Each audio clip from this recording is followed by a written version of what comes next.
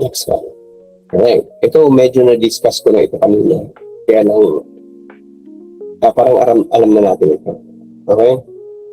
So, 4 over 7 is equals to x over 21. Okay?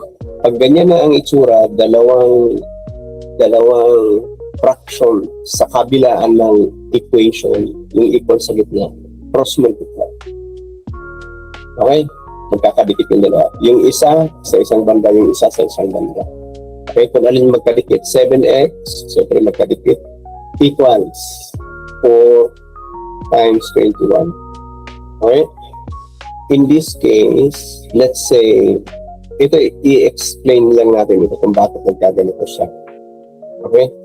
A over B is equals to C over B. Okay, bakit naging ganun siya? Kasi cross multiply. Ito, kasi ito. Magiging A, B is equals to B, C. Yun yung sinasabi mo, cross multiply. Okay, pero kahit hindi niya na ito i-memorize, ito na lang po i-memorize yung cross multiply. Okay, kasi mag-A, B, C, tapos makalilito kayo. Ano ba dito ang A? Ano ba dito ang A? Okay? Gets classmates, ha? Okay. So, kanina sinabi ko, 9 is to 15. I-discuss pa natin ito. 9 is to 15 is equals to x is to 25. Okay? X. So, ito po, parehas lang yan ito. 9 over 15 is equals, ito na may equals na. X, numerator yung mauuna, denominator yung pangalawa.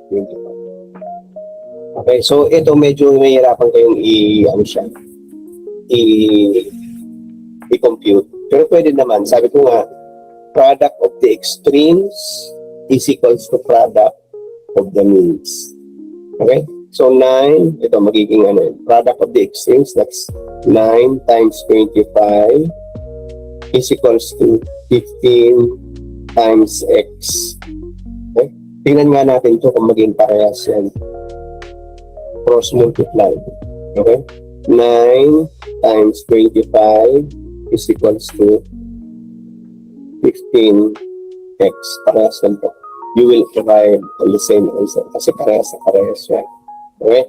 So, pag ganito yung ayos, kung alin komportable kayo, alin yung pinasanayan nyo, gawin yung fraction, tapos na kayo mag-cross multiply. Pwede rin.